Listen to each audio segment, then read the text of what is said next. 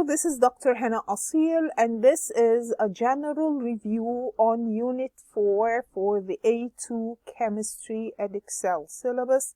So let us take a look at the chapters that we have. The first chapter is about reaction kinetics, and this is rates of reactions. So of course, we need to know how to study the rates of reactions. If a reaction involves iodine, so if it is producing iodine or it is using up iodine, then the indicator used in that case is starch.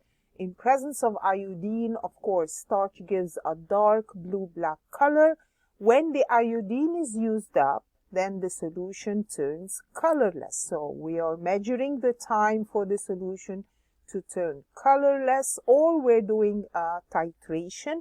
So, for example, if we are doing this reaction of propanone with iodine, the HI produced is neutralized by adding sodium hydrogen carbonate. So, we say that the reaction is quenched with sodium hydrogen carbonate. That means we stop the reaction. And this is followed by titration with sodium thiosulfate using starch solution as indicator. So at the beginning we have iodine and we have dark blue-black color. At the end point, the dark blue-black color changes to colorless. When the reaction involves a colored substance, then we use colorimetry. Colorimetry is a method in which we are measuring the disappearance or appearance of a color using a colorimeter. Of course, the transmission of light is measured at various times, and a calibration curve is used to determine the absorbance versus concentration. For example, if we have a reaction of hydrogen with bromine, of course, bromine is reddish brown, and as the reaction occurs, the color disappears. So also, we can measure that using colorimetry. Also, if we're using iodine in the reaction, we can also monitor that using colorimetry, because again, the iodine has a brown color. As it is being used up, the color disappears.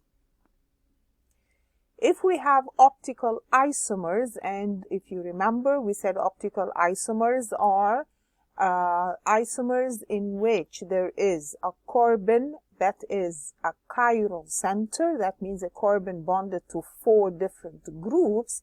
In that case, the mirror image of this compound is an isomer that is not superimposable on the first one. So each of them will rotate the plane of polarized light in a different direction. The 2 isomers will rotate it in different directions. Measuring the optical activity can be used to follow the rate of the. In aqueous solution, iodine reacts with propanone in presence of a catalyst of dilute hydrochloric acid. Which of the following methods would be suitable for investigating the rate of this reaction? Well, let's take a look. Measuring the increase in pH, well, we are not increasing the amount of H+ ions in solution, so this would not be a reasonable method. Measuring the change in rotation of plane polarized light, well, we don't have any chiral centers, so no optical isomers to follow. Quenching with ice-cold water followed by titration with acid, well, what we're forming is actually an acid, so I cannot titrate with acid. Quenching with sodium hydrogen carbonate, yes. If something is producing an acid, I can then quench with sodium hydrogen carbonate, and then I can titrate with sodium thiosulfate that determines the amount of iodine present. This question says bromine oxidizes methanoic acid to carbon dioxide. The equation for the reaction is this. Which of the following methods would not be suitable? Please be careful. Is the question asking for suitable or not suitable?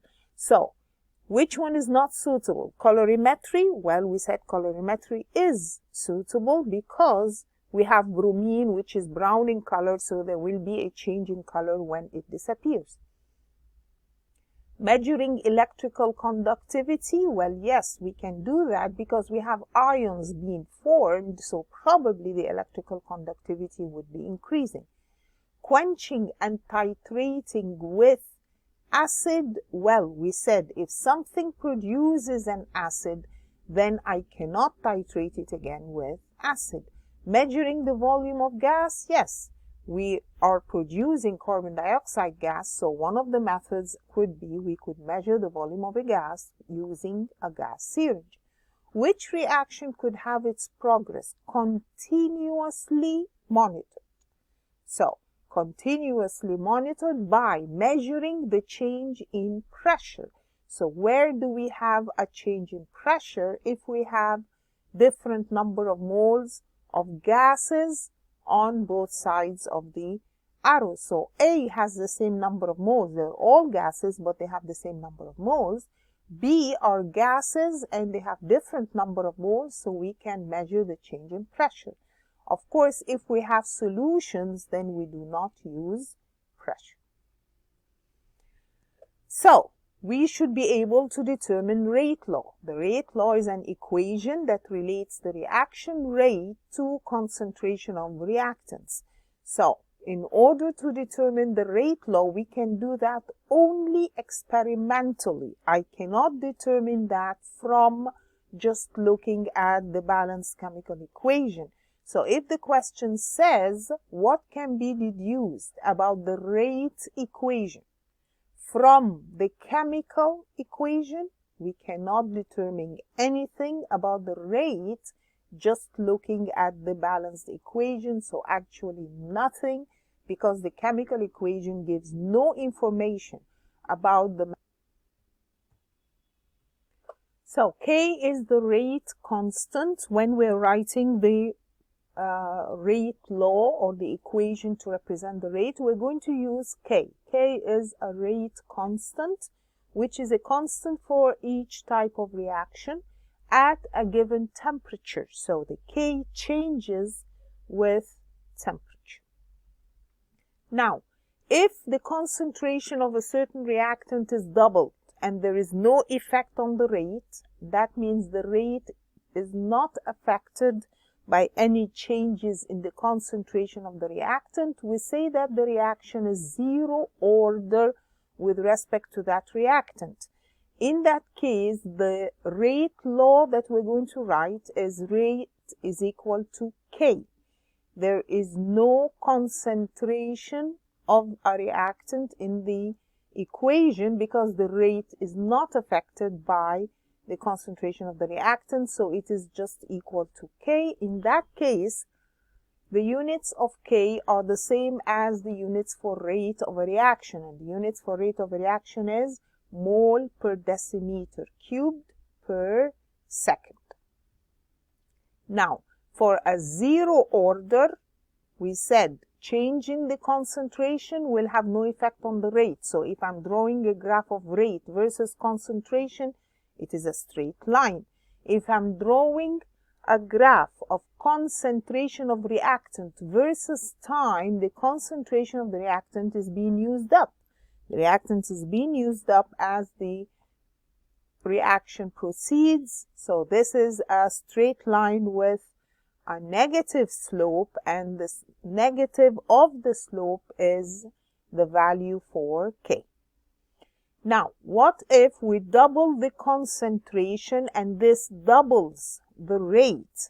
Then this reaction is first order. So this kind of graph would be obtained, and please note the graphs for each type of reaction. So if it is first order and we're measuring concentration of X versus rates, this is a straight line graph. And if we're measuring the concentration of the reactant with time, this is the kind of graph we get. So this is first order. Remember, first order is when we double the concentration, it doubles the rate. Triple the concentration, it triples the rate, and so on. Now, if a reaction is second order, in that case, the rate increases 4 times when the concentration is doubled. So if I double the concentration, the rate increases 4 times, then we say the reaction is second order with respect to that reactant, and this is the kind of graph we get if we draw rate versus concentration. So if the question says the rate of decomposition of compound X is first order, which graph is correct? We said if it is first order, which of these would be correct? Please remember that this is the graph of rate versus concentration if it is first order. Which of the following graphs shows a reaction that is zero order with respect to Q? Remember we said zero order with respect to Q means that change in the concentration of the reactants does not affect the rate, but which of these is correct? This is correct. When we're drawing concentration versus time, we said the concentration of the reactant will be used up, but it has no effect on the rate, so you cannot choose B or D. Okay, usually we're given an equation and we're required to determine the rate law of that equation and the rate constant of that equation. We're given information. For example, this table shows that the experiment was repeated 3 times, different concentrations of NO and O2, and the rate is measured, the initial rate is measured in each case. Now, how do I know which order with respect to NO and which order with respect to O2? Well, first we choose 2 experiments in which one of them is the same and the other has been changed. So if I look at experiment 1 and 2, the concentration of oxygen is the same, but the concentration of NO has been doubled. Now, what happened to the rate? The rate increased 4 times, and we said if we double concentration and the rate increases 4 times, this is second order. So we say that the reaction is second order with respect to NO. Now, we need to determine with respect to oxygen. So we choose 2 experiments in which the concentration of NO is constant and only O2 is changing. So NO is constant. When O2 is doubled, the rate of the reaction is doubled. When this is doubled, then this is first order with respect to O2. So how do we write the rate equation? The rate is K, which was the rate constant, times. We said it is second order with respect to NO, so it is concentration of NO raised to the power 2. It is first order with respect to oxygen, so we're going to multiply that with concentration of O2 raised to the power 1. So the coefficient is the order of the reaction. And usually we will be required to get from the rate equation, we need to get the value of K, the value of the rate constant. We can use one of these experiments. So let's say experiment 1. We put in the value for the rate, the value for concentration of NO to the power 2, the value of concentration of O2, and we rearrange the equation to get K. In this case, K is a big number. Now, we are also usually required to get the units of K. So, how do we get units? Remember that each concentration is mole per decimeter cubed. Rate is mole per decimeter cubed per second. So, if we say that K is the rate over the other concentrations, then it is mole per decimeter cubed second. And then each of the other concentrations, concentration of NO is mole to the power 2, decimeter to the power 6, because it's concentration to the power 2. Concentration of O2 is to the power 1, so that is just mole per decimeter cubed.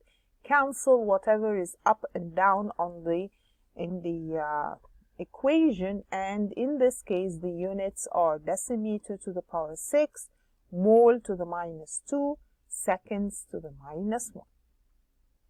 So if the question says the rate equation for the reaction is this, the units of K would be what? So remember that the units of K, rate is mole per decimeter cube per second.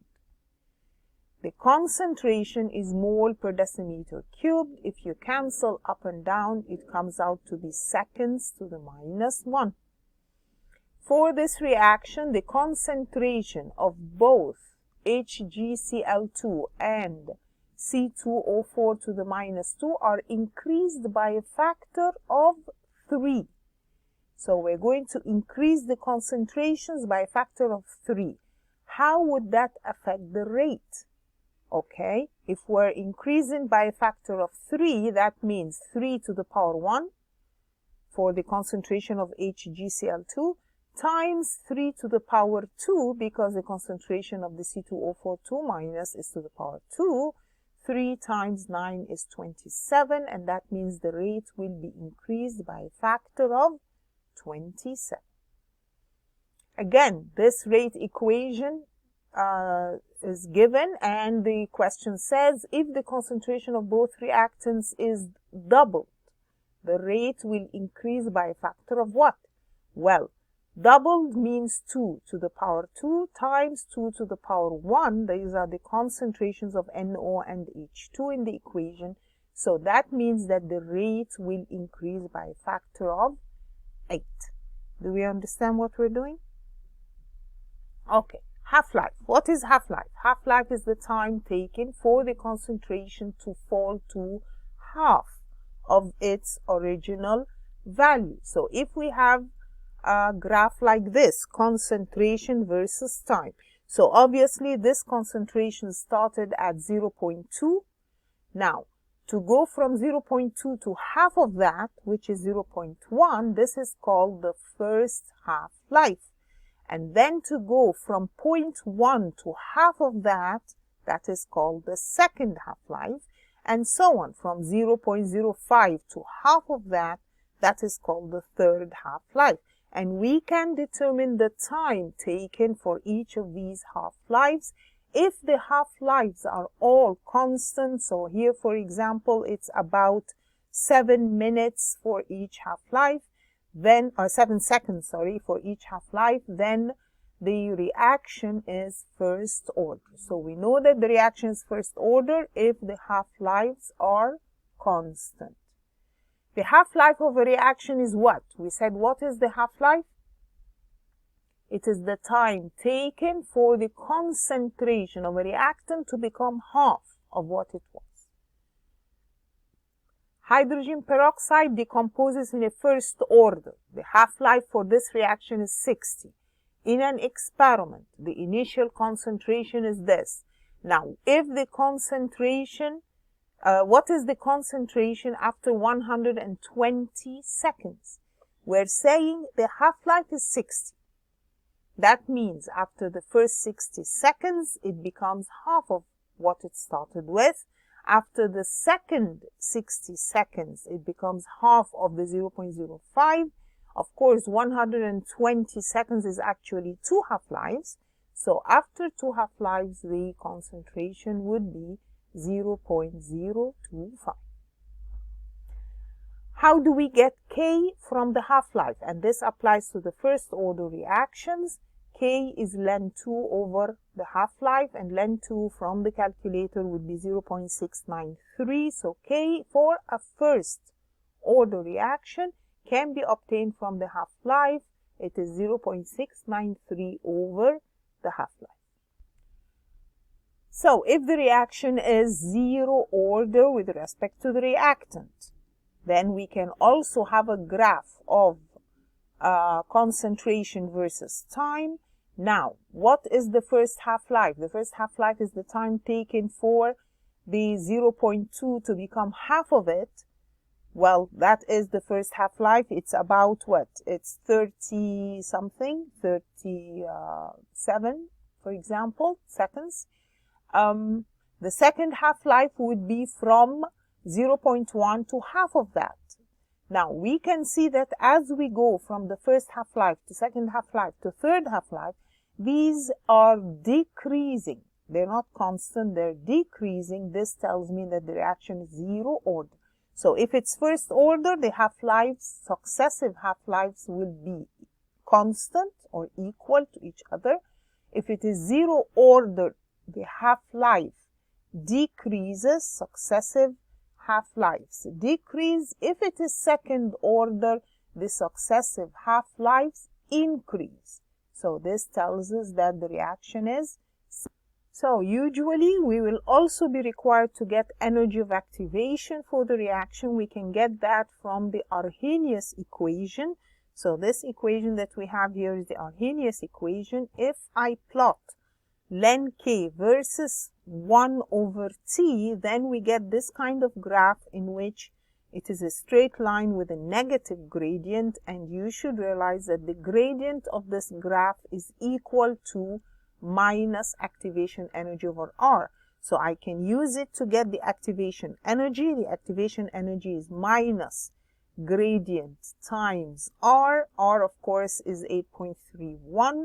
This gives me the energy of activation, and the energy of activation is obtained in joule per mole per degree.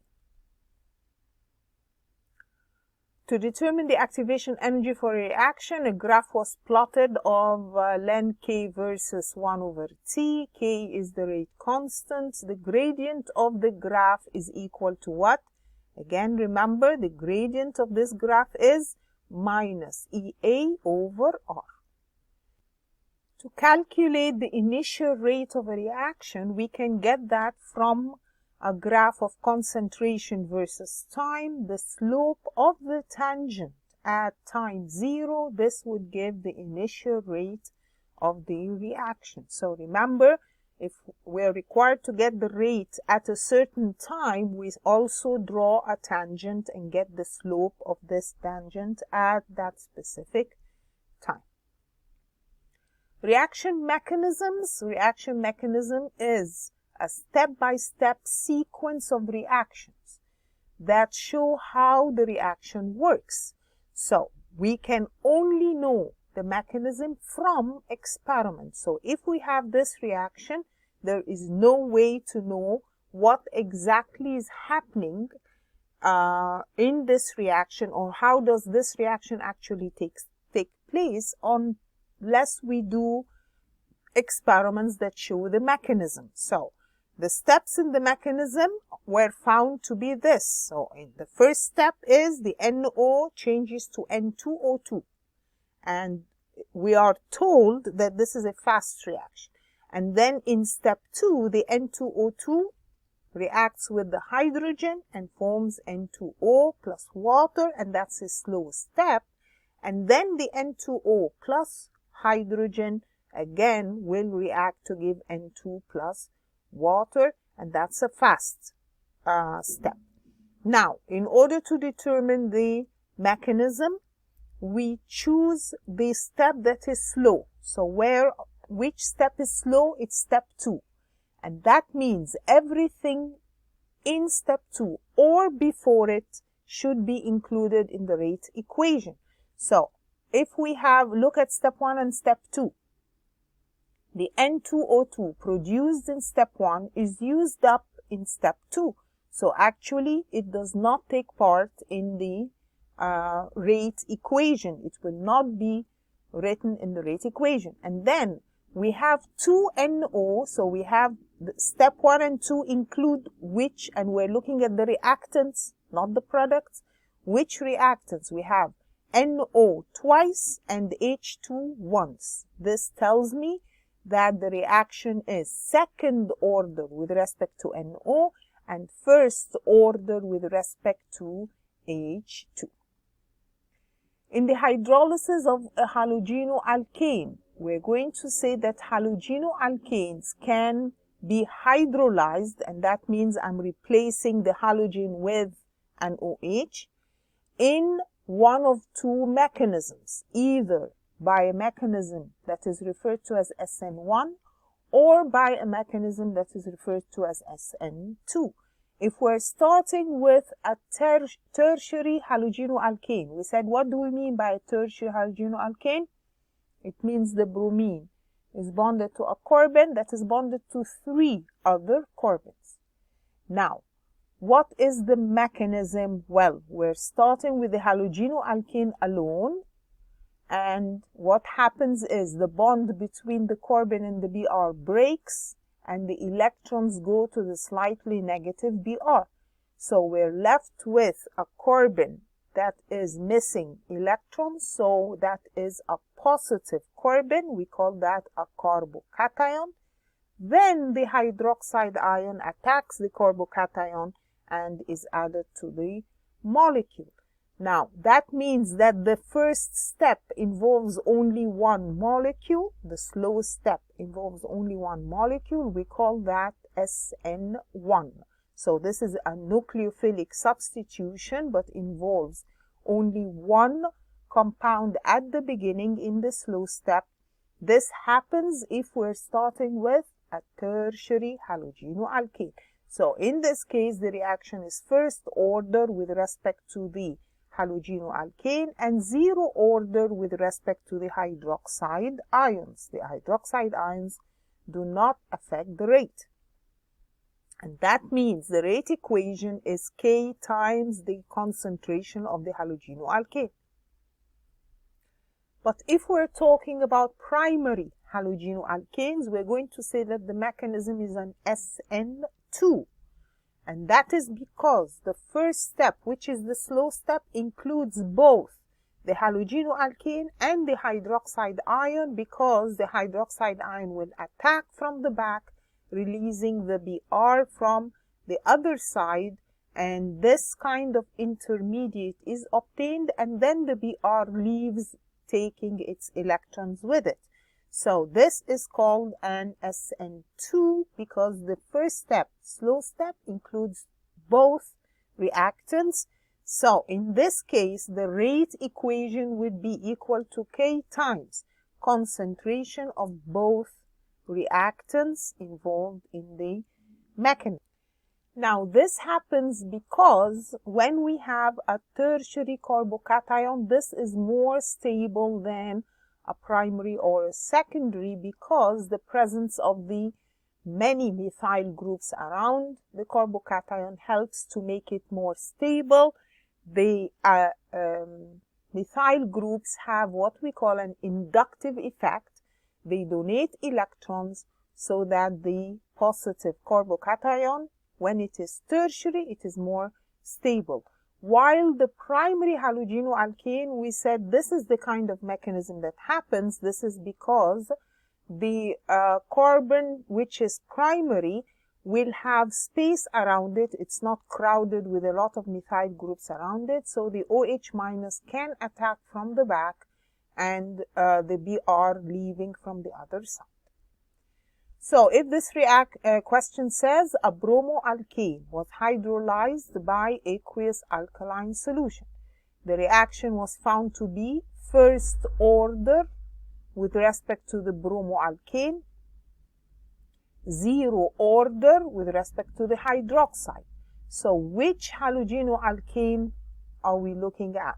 Remember, if it is first order with the bromoalkane and 0 order with respect to hydroxide, then we're looking at SN1, in which we have a tertiary halogenoalkane. So the question is, which of these is tertiary? You should be able to draw these structures out, and this is a tertiary halogenoalkane. So what is the difference between homogeneous catalysis and heterogeneous catalysis? Of course, you should remember that a catalyst is a substance that speeds up the reaction. Now, if the catalyst is the same physical state as the reactant, so both of them are solutions or both of them are solids, then the catalyst forms an intermediate compound with the reactants, and this then breaks up to form products. An example of homogeneous catalysis is the reaction of persulfate, S2O8 with iodide ions in presence of iron 2+ catalysts. So when we have this reaction, the reaction is catalyzed by ion 2. This is because the ion 2 plus reacts with the S2O2 minus to give ion 3, and then the ion 3 reacts with the iodide to regenerate the ion 2. This kind of reaction is slow originally because both of them are negatively charged ions. It's difficult to have two negatively charged ions to react with each other. They will repel each other. So the presence of the ion 2 plus acts as a catalyst, and please remember why this acts as a catalyst. Now, heterogeneous catalysis is when the catalyst is in a different state from the reactants. So, for example, the reactants are solutions, but the catalyst is a solid. In this case, how does it work? Reactants are adsorbed onto the surface of the catalyst. This weakens the bonds in the reactants and the reaction occurs, and then the products are released. Usual examples of heterogeneous catalysis is when we use solid manganese dioxide to catalyze the decomposition of hydrogen peroxide, or we use iron solid to catalyze the Haber process, nitrogen plus hydrogen, to give ammonia. The next chapter in Unit 4 deals with entropy. And you should know that entropy is a measure of the disorder of a system. So the more disordered, the higher the entropy. So if we're looking at solids, liquids, and gases, which of these have higher disorder? Of course, the gas has higher disorder. So gas has more entropy than liquids, and liquids have higher entropy than solids. So if we're saying which of these are the correct order of increasing entropy, well, which one is solid or liquid or gas? Remember, the lowest would be the solid and the highest would be the gas. So this is the order coupled to water to oxygen. Now, for a substance, if we are drawing the graph to show melting point and boiling point, so we're drawing entropy versus temperature. Please note that as I heat the solid, the entropy increases a little bit until we reach the melting point. When it changes from solid to liquid, there is a big jump in the entropy. Now, when it becomes a liquid, as it is heated, the entropy increases. Heating a substance makes it gains more energy, so it moves more randomly, so the entropy increases until we reach the boiling point. Now, at the boiling point, there is a huge jump when everything becomes a gas that has much more entropy, and remember that the jump at boiling is higher than the jump at melting. So which of these changes has the largest increase in entropy? So we said largest increase in entropy is if we're saying liquid to gas. So which of these is liquid to gas? Well, that is the correct answer. There's something called energy quanta. Quantum of an energy, quantum is an amount of energy. And if we're sharing it between two molecules, there are 5 different ways of sharing it. So either we have, so if we have a total of 4 quanta, how can we share it between two molecules? Well, either one of them has all the 4 and the other not, or the other one is the one that has all the 4 and the second one doesn't. Or we can give one of them 1 and the other 3, and that depends. First one gets the 3 or the second one gets the 3. Or I can say 2 and 2. So these are 4 different ways of distributing energy quanta. So if the question says complete the table to show 5 different ways that 4 energy quanta can be shared between 2 molecules, already we're given that we're going, okay, we have 4 energy quanta, so we could give each of them 2, or the first one 3 and the other 1, or the first one 1 and the other 3, or 4 and 0 for the first one or for the second one. So these are the different ways of distributing a certain amount of energy. So when we say 4 energy quanta, this is a certain amount of energy being distributed between two molecules. So if we say at 298 Kelvin, butane has a larger molar entropy than 2-methyl propane. Explanation for this is that butane has what? So if we're saying that butane has more entropy than 2-methyl propane, then most probably there are more ways of distributing the energy quanta when we're talking about butane than when we're talking about 2-methyl propane. Okay. Now, for any reaction to be feasible or for a reaction to occur, we want the entropy to be positive, the change in entropy to be positive. So if we want to know if the reaction is feasible or not, it should have an increasing entropy. So when the entropy increases, delta S is positive. How do we get delta S to be positive? First, if we're changing from solid to liquid or liquid to gas. So here we're changing from solid to liquid or from liquid to gas.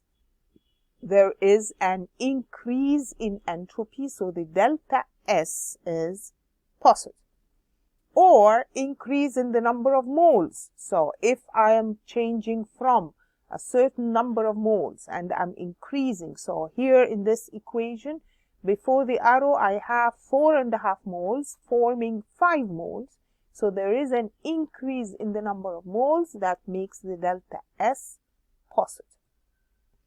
If I'm changing from 2 moles of sodium azide, I'm forming 5 moles of product. Again, this is increase in the number of moles. Delta S is positive.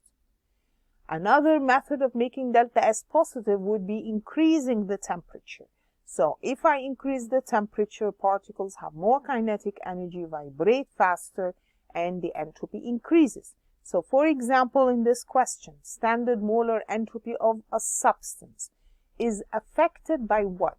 We just said that it would be affected by what?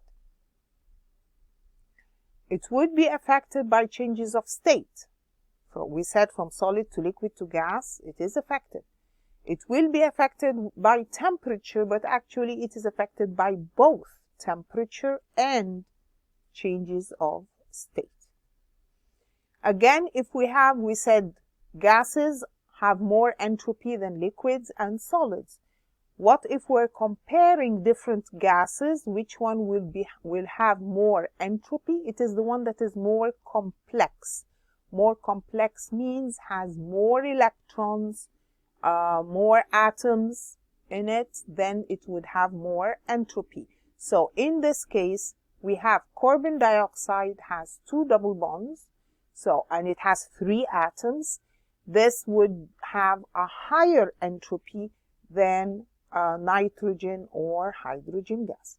So if we say which of these gases would have the greatest molar entropy, again, we said if we're comparing, here we're comparing all of them gases. If we're comparing gases, then the one that is more complex, and we said more complex means more atoms, more number of electrons.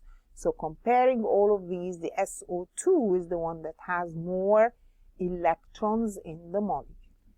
If we're talking about perfect crystals at 0 degree Kelvin, remember that a perfect crystal at 0 degree Kelvin would have 0 entropy. That's what it's given. If we have a reversible reaction, again, a reversible reaction, the change in entropy is 0. So if we say the standard molar entropy of a substance is 0 for all what? Which of these would have entropy of 0? We said perfect crystals at 0 degree Kelvin.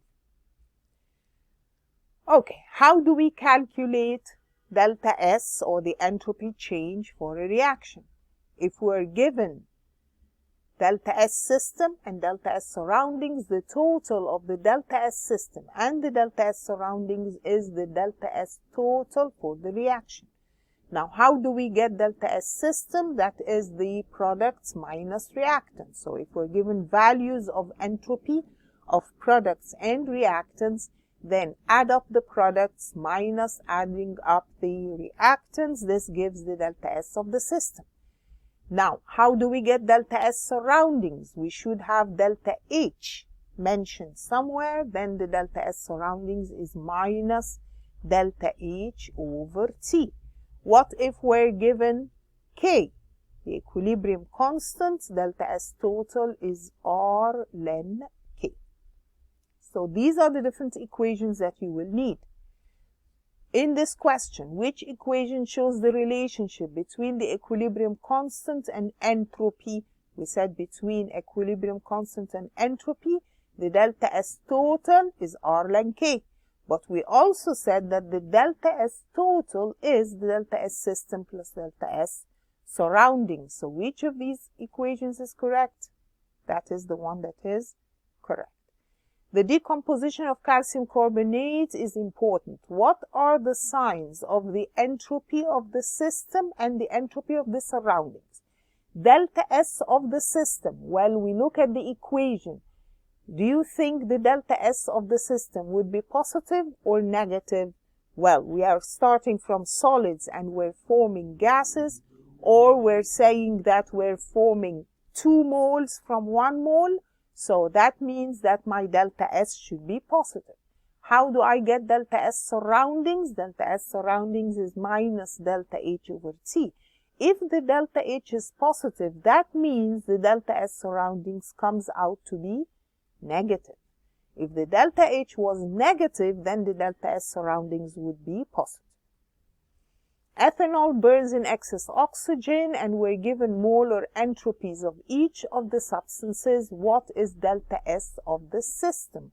Remember, we said delta S of the system is the total of the products minus the reactants. And please take into account the coefficients. We have 2 of CO2 and we have 3 of the water. These are the products minus the reactants. We have 1 of ethanol and 3 of oxygens. So the delta S system, and please take care of the sign. If the sign comes out negative, you write negative. If it comes out positive, you also write positive. So the delta S system for this reaction is negative. Nitrogen reacts with hydrogen to form this. What is the value of delta S surroundings? Again, how did we say we get delta S surroundings? Minus delta H over T.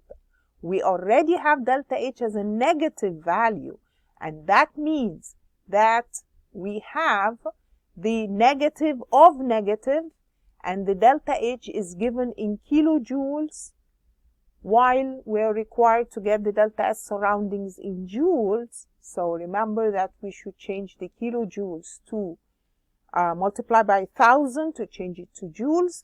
And the temperature is 25 degrees Celsius. We need to change it to Kelvin. We are 273.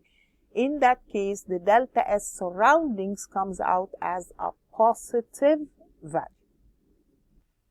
Then we'll be required to compare thermodynamic stability and kinetic stability. So you should know that thermodynamic stability has to do with the relative energies of reactants and products. So if we're talking about an exothermic reaction, the delta H is negative. That means the delta S surroundings is positive and the delta S total is positive. This would form products with lower energy than the reactant, so this is thermodynamically more stable. With endothermic reactions, the delta H is positive, so the delta S overall would probably be negative. This is not very thermodynamically stable.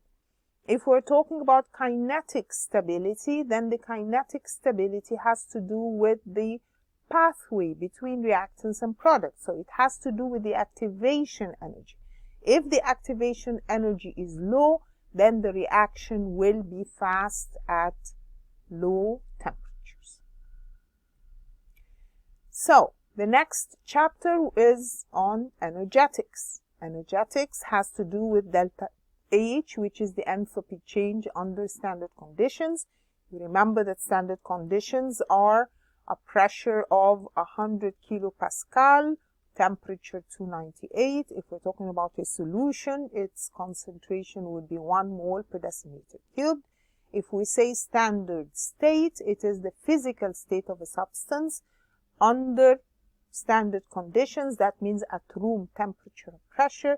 For example, at room temperature and pressure, water is a liquid, oxygen is a gas. So these are the standard states. Then we have several enthalpy changes that we need to learn their definitions. So if we say standard enthalpy change of reaction, it is the enthalpy change that takes place when the amount of reactants shown react to give products. So the delta H for a reaction like this would be the delta H of reaction. Enthalpy change of combustion is the enthalpy change that takes place when 1 mole of a substance is burned in excess oxygen under standard conditions, reactants and products in their standard state. So the delta H for this reaction would be the delta H of combustion. Standard enthalpy change of formation is the enthalpy change that takes place when 1 mole of a compound, so is in its standard state, is formed. So after the arrow, I must have 1 mole of the compound formed from its elements in their standard states under standard conditions.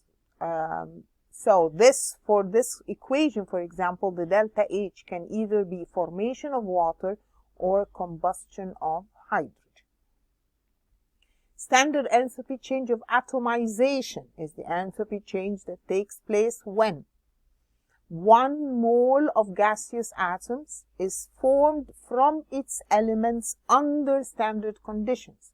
So 1 mole of I from iodine solid, or 1 mole of Cl as a gas from chlorine gas, 1 mole of Br as a gas. I want 1 mole of gaseous atoms formed from the element in its standard conditions. The bromine is liquid under standard conditions. The sodium is a solid under standard conditions. So the delta H for any of these reactions is delta H of atomization. So if we're saying enthalpy change of atomization of iodine is given by which equation? So which of these represents atomization of iodine?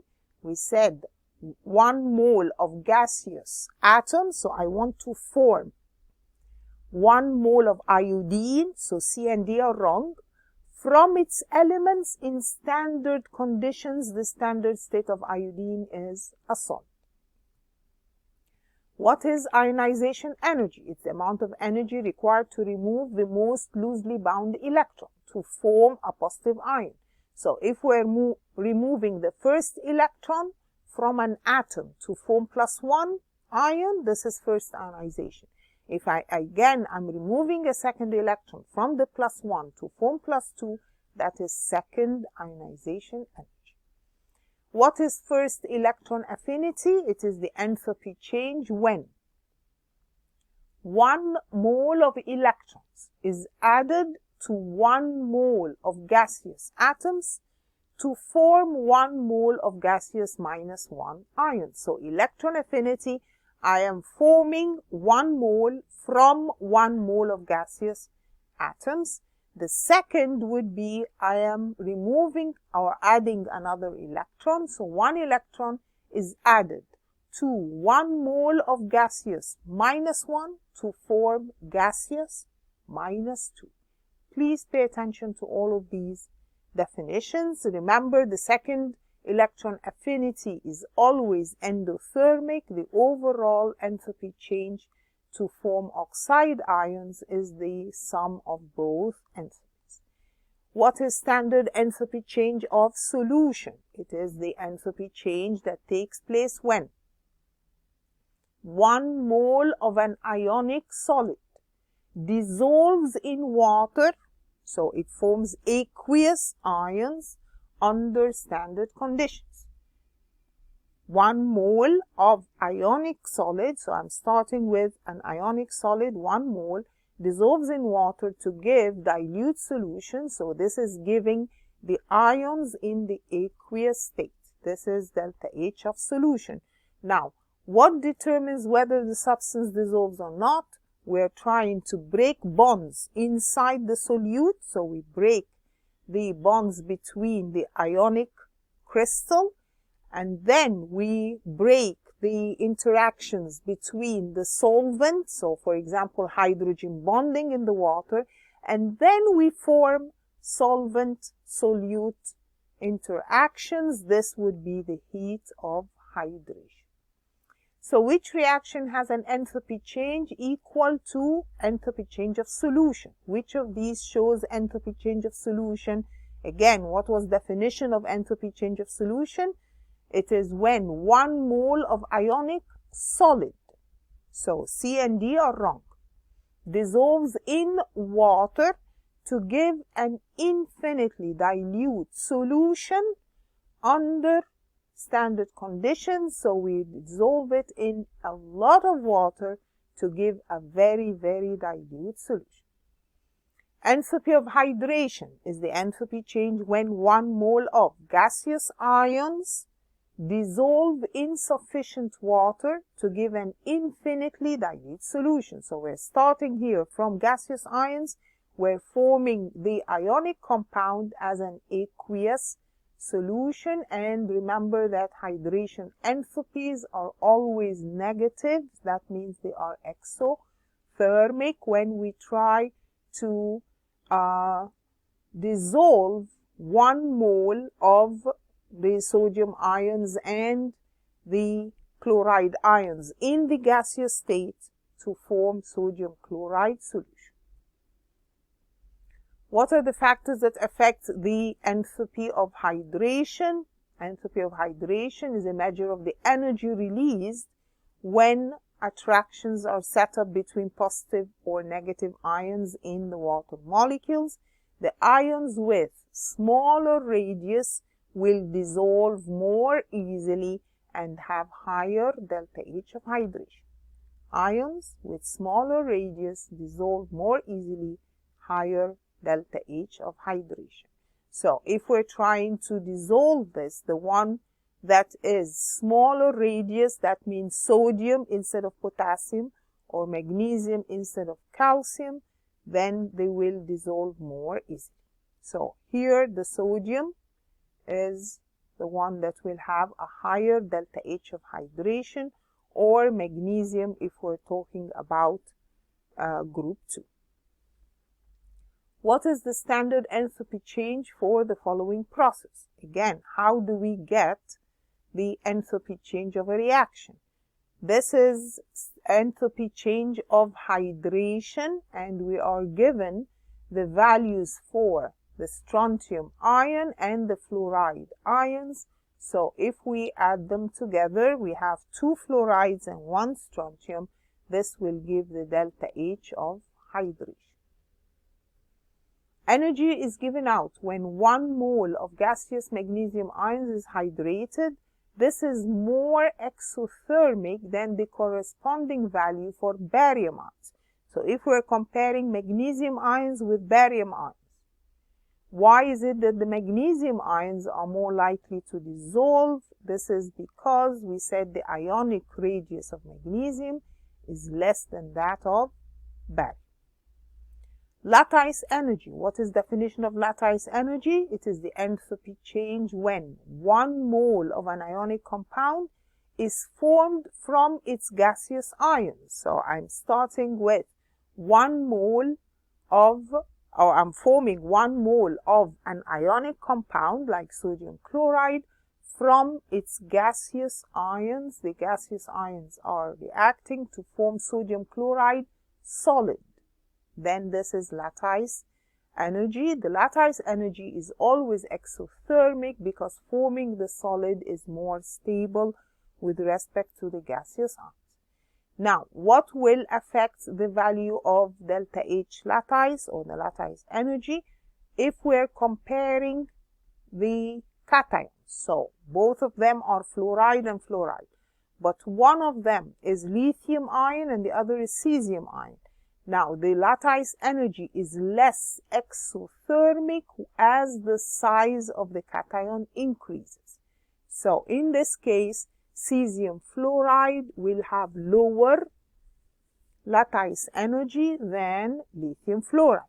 Now, if we are comparing the anions, so both of them have lithium ions, but one of them is fluoride and the other is iodide, then it is less exothermic when the size of the anion is bigger. So iodide would be less exothermic than fluoride.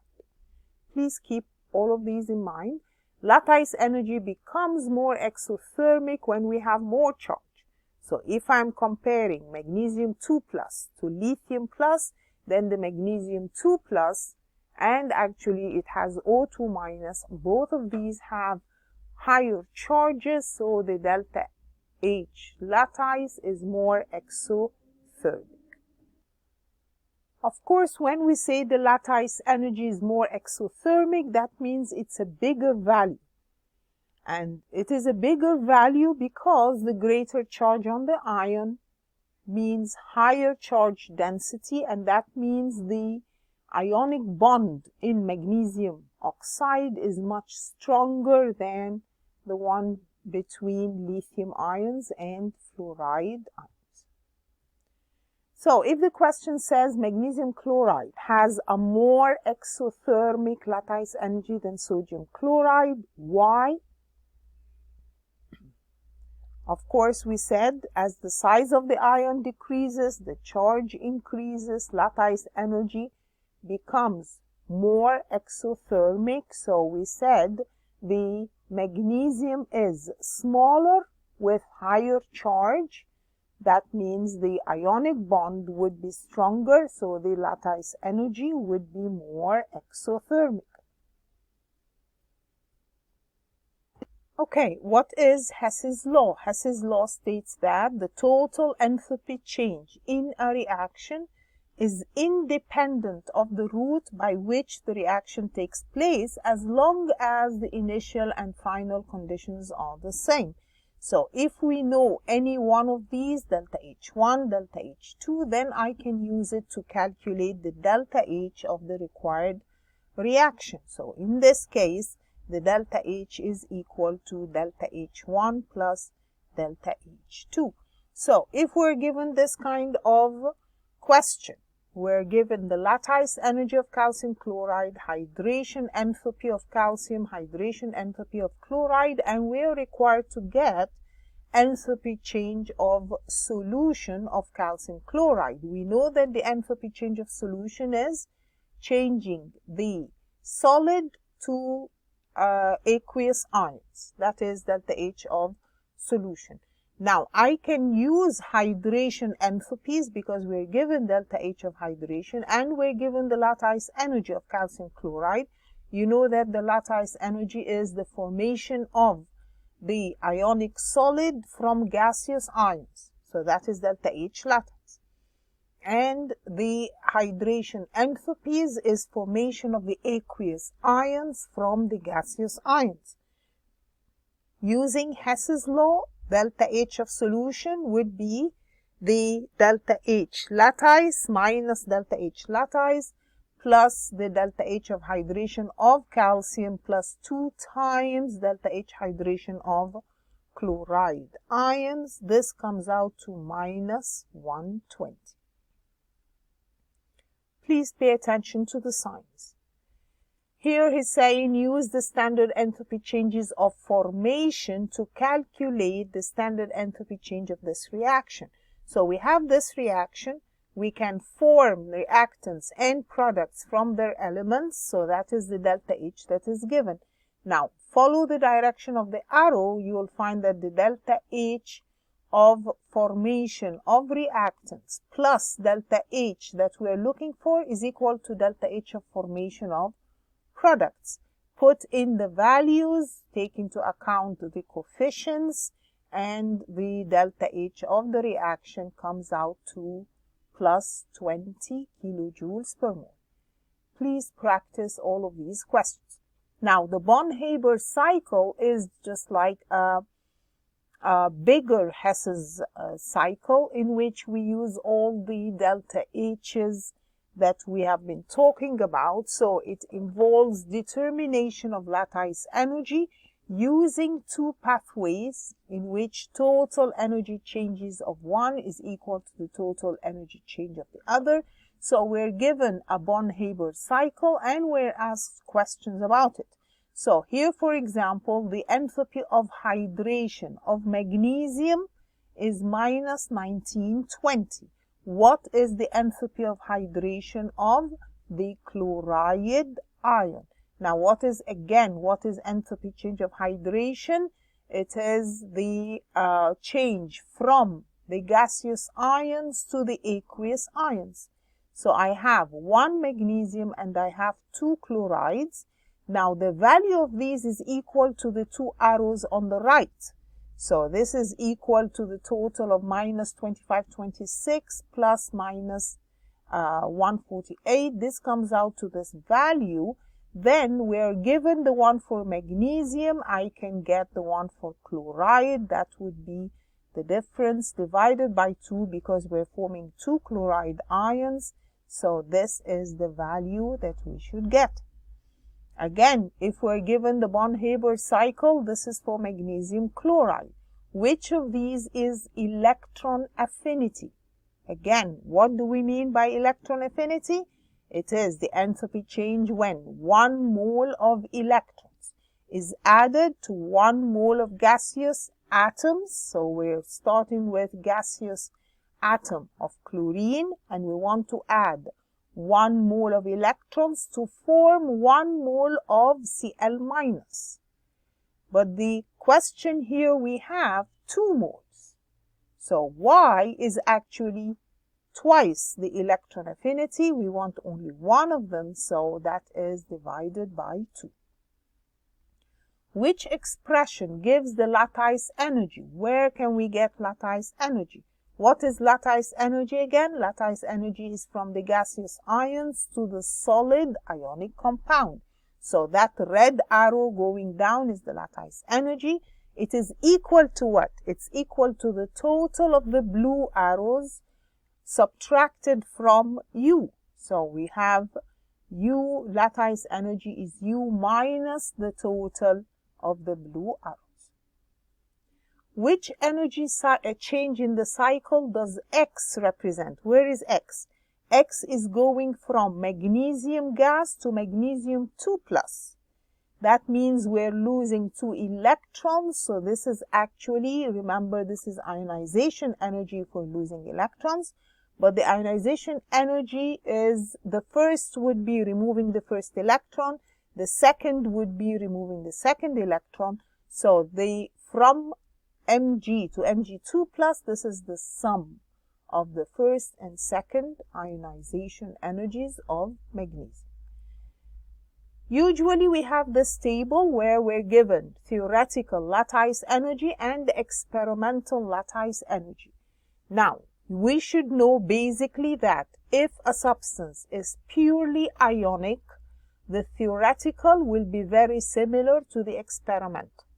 But if there is some covalent character, that means if there is ion polarization, some covalent character, then the theoretical will be different from the experimental. So the question says, use the data, compare and contrast the type and strength of bonding in sodium chloride and magnesium iodide. We can see from the table, the values for sodium chloride are very close to each other. And that tells us when the theoretical and experimental are almost equal, that tells us that the bonds are purely ionic. Now, for magnesium iodide, there is a big difference between the values. That means that the bond has some covalent character, and this is because iodide is a large anion, that can be polarized. Magnesium is smaller than sodium and with higher charge. So this means there is more chance of polarization of the iodide when it is with magnesium, since the magnesium has greater charge density. Remember that when something is more easily polarized, then we have some covalent character, and that means the theoretical will be different from the experimental. So again, the values for lattice energy of calcium iodide by using Born-Haber differs from the theoretical. Explain why they differ. Again, this is the same basic idea. Calcium fluoride, we're trying to compare calcium fluoride with calcium iodide. Now, the Born-Haber and theoretical values for lattice energies are similar for calcium fluoride. That means calcium fluoride is completely ionic.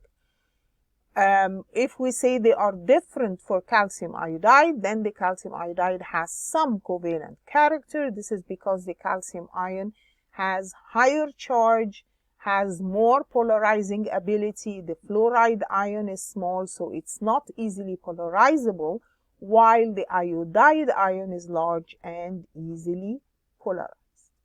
The electron affinity of iodine is this. Explain how the electron affinity of chlorine would differ. Remember, electron affinity means adding an electron. So which one would be easier, to add an electron to chlorine or to add an electron to iodine? You should realize that chlorine would be a higher value, more exothermic. This is because chlorine is more electronegative. It has a smaller radius, less shielding between the nucleus and the electron that is to be added. So there is stronger attraction forces between the nucleus and the electron in chlorine. So chlorine will have a higher value for electron affinity. Okay, we're going to stop here for the first part, and we're going to continue this in part 2. Thank you.